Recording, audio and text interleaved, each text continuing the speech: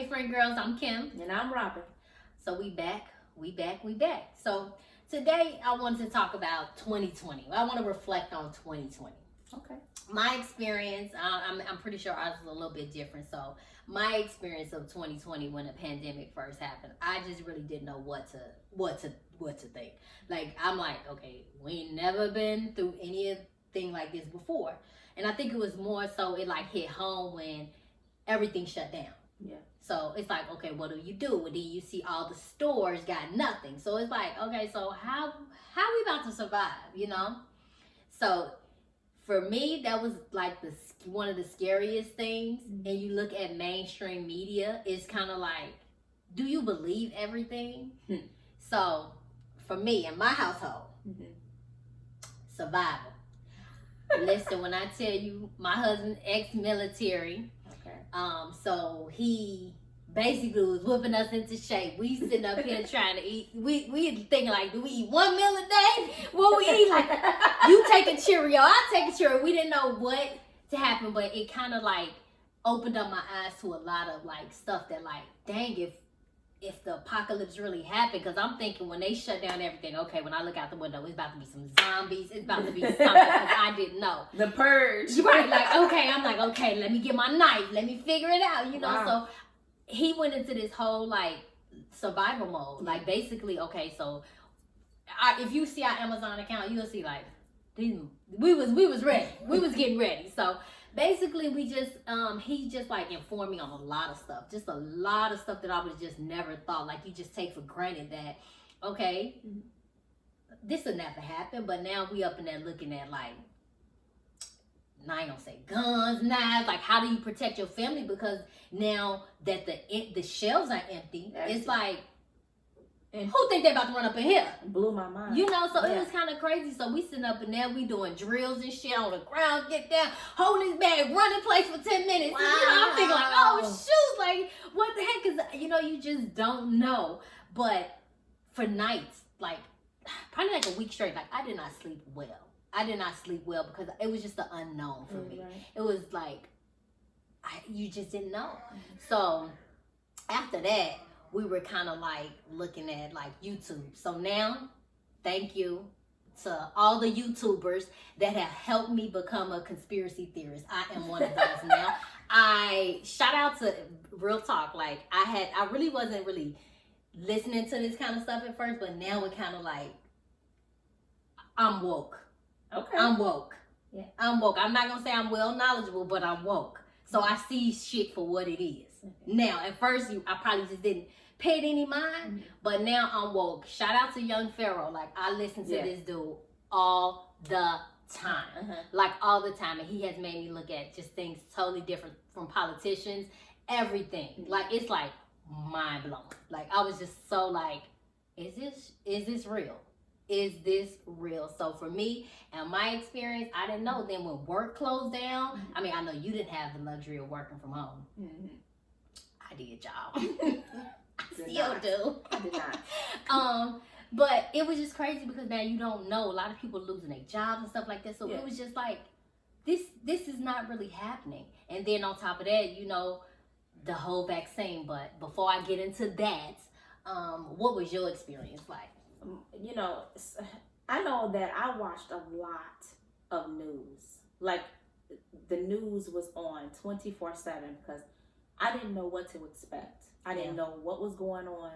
I kept thinking about, like, all I kept thinking about was bacteria and viruses, and looking up viruses and how they work and how they, you know, what we can do to be safe. How can we sanitize without having sanitizer, right? Trying to figure out trying to figure out how to keep the house clean, what can we touch, what not to touch, do we wear gloves, do we not wear gloves, can we breathe? Like, it was just so overwhelming. Yes, it was absolutely overwhelming, and I was afraid, like going to work, I was the only one that was leaving the house. My husband actually stayed home, and thank God, because, you know, my daughter had to do homeschooling, and it was just, I mean, our lives just turned upside down. It was unexpected. It was very, very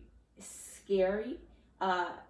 Even now, still, it's become a little bit more normal for us to wear masks and social distance and, things like that, and try to stay as clean as possible. Sanitize, wash our hands every 5 seconds. But it was very, very scary. CNN.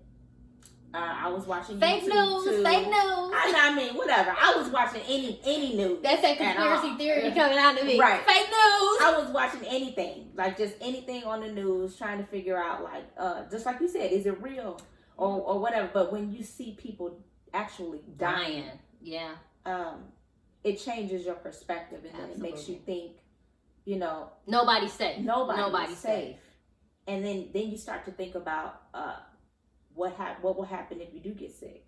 And then not even that, just the thought of, like, when I say is like a slap in the face, now you can't see your family. And even if you really wasn't seeing your family on a regular basis, now I really can't, because you have the thought of, damn, well, if I'm carrying it and I don't know because I don't have any symptoms. Absolutely.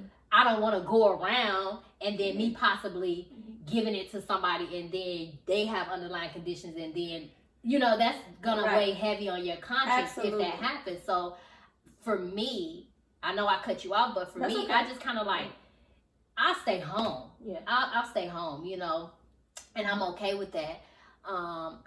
You just really don't know. You don't know. More phone calls, more Zoom meetings, more FaceTime. Yes. Try to stay connected as best you can when you don't have that physical touch, which that's very, very important to me. And I know that I wasn't able to do that. Like not being able to see your mom, people have, just like you said, underlying conditions, and you don't want to be the reason. Right. The reason. Yes, that's it. You don't want to be the reason. Yeah, so, absolutely. Yeah. It's just crazy, but not to, like, I don't really want to talk about the vaccine. I'm not getting into it, but that brings me into the next thing that I wanted to talk about with the whole pandemic, is that there's going to be a lot of entrepreneurs out there. Absolutely. Like, just the thought of knowing that somebody's holding something over your head. If you don't get the vaccine, then you can't work. Your kids can't go to school. You have to figure out another way. And I think at that time, going back to seeing the shelves empty, I always wanted to garden and figure it out. Yeah. I did a garden, y'all. I didn't do it in the ground, but I did it like a potted garden, and I actually got stuff now. I knew I could probably feed my family, couldn't feed the community. But it was trial and error, and it was very fun. It just made me step out of my comfort zone to do something different. So that, I guess, if I really, really, really wanted to and just do it, like, I know I could do it. I think a lot of people took this time. What I noticed in my subdivision where I live, a lot of people were getting stuff done to their homes and stuff like that. That was fine. But for me in my house, I wasn't going nowhere. I ain't gonna spend no money. I'm about to just hold on to this money, because ain't nothing promised tomorrow. And is it worth me putting it into this house if it goes to shits anyway? Right. But I saw a lot of people doing that, and it's good. I mean, to give people work that would probably not have it because of the pandemic. That's right. So it worked out. A lot of people was doing stuff to their house. We were kind of like saving money.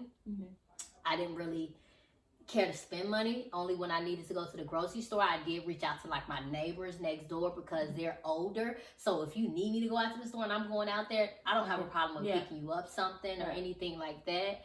And I just think that it was just hard I think it was even harder for people who are not like us to be able to talk to people, and you are closed in. So I think the suicide rate went up because people don't know how to cope like that. It's kind of hard, and especially if you're not vocal and you don't know how to do that. So I don't want to get into like all of that, but I just know that people in my life, I know somebody that started doing their lashes, so shout out to her. You know who you are.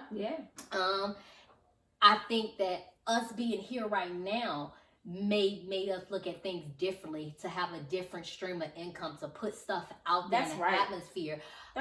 Just And I remember you having that conversation with me about like going to nursing school. Y'all don't know what my girl going to nursing school. That's you right. know. Yeah. She tried to get me, but I was like, hey, I can't do it. I could, but it's just like, yeah, I don't know if I really want to go down that path. But I shout out to people who decided to go back to school, do other things to make money. I know people that has become real estate agents, so that's awesome too. Yeah.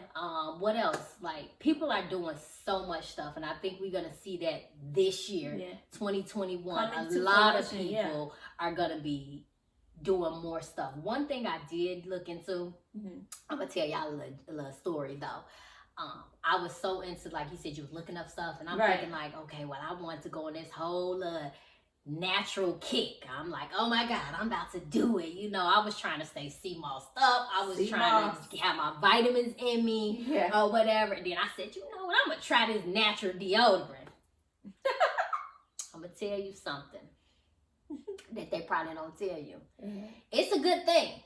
It's a good thing because I like my natural deodorant. But baby, bye. It ain't nothing like a store-bought deodorant. It ain't nothing like a store-bought deodorant because it's like you still wet. You still wet, and then I'm sweating, and then like these fumes are coming from somewhere. And I'm like, is that me? But that was just my experience. I'm still on the natural deodorant thing. I do still do it. So I just thought I wanted to share that with y'all. But as far as like entrepreneurship, I want to shout out a few people that I think are doing amazing things. So just like one person, it's so funny because she's a friend of a friend. And I had the opportunity to meet her years ago, but I just texted her. I was looking on her timeline, and I'm looking like, you know, she's doing amazing stuff. You know, like amazing things. So if y'all ever wanted to get a facial, got any skin issues, shout out to Sky Rose. But this here's for Chicagoland only. But don't think that if you're not in Chicago or you come to visit us, you can't stop at these places. So another thing that, another shout out I want to give out, if y'all looking into edibles, you know, them edibles, they hit. Shout out to Buddha Bakery. And another one that I want to shout out, because like I've seen my friends do so much amazing stuff. And it's crazy just seeing the dynamic of everybody's mindset is changing. So if you're looking for any woodwork, any wood designs, anything, K&B Wood Accents and Designs, check them out. Check out their Instagram. All of them got Instagram, so check it out. I know you want to shout out a few people too, so. My friend does an awesome job at braiding hair at affordable rates. So if you want to check out Jen Styles, she does an amazing job. We'll leave all the links down in the description below. My nephew is an amazing barber. Check out Ron Sherrod. He cuts hair in Chicago, so we'll be able to leave his information as well. Before she goes to the next one about Ron, he do females too. It's a lot of barbers out there that's true. That say they cut females' hair and don't believe it. You gotta really like research that, and because before, sorry, I'm all over the place. But before I decided to go on natural with my hair, I had my hair cut. It's hard to find a good barber that really does women's cut that make you still look like a woman. And he's really, really, really good. So check him out. And also, I also have a friend, she styles people. She styles children. She styles you for events or anything like that. Check out Fancy Like Mommy. And they can get you hooked up. For real. So hopefully y'all are able to check out these websites. But like we said before, like, share, and subscribe. And don't forget to turn on those notifications.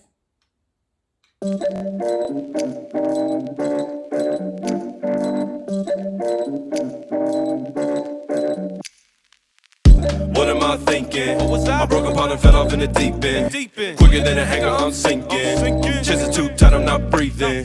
Gotta get my hair out, so leaving. Hit her up and go out on the weekend. I bet she getting sick of all this waiting. Time, pick no side, just face it. Bad time, good time, red time. I just wanna ride out.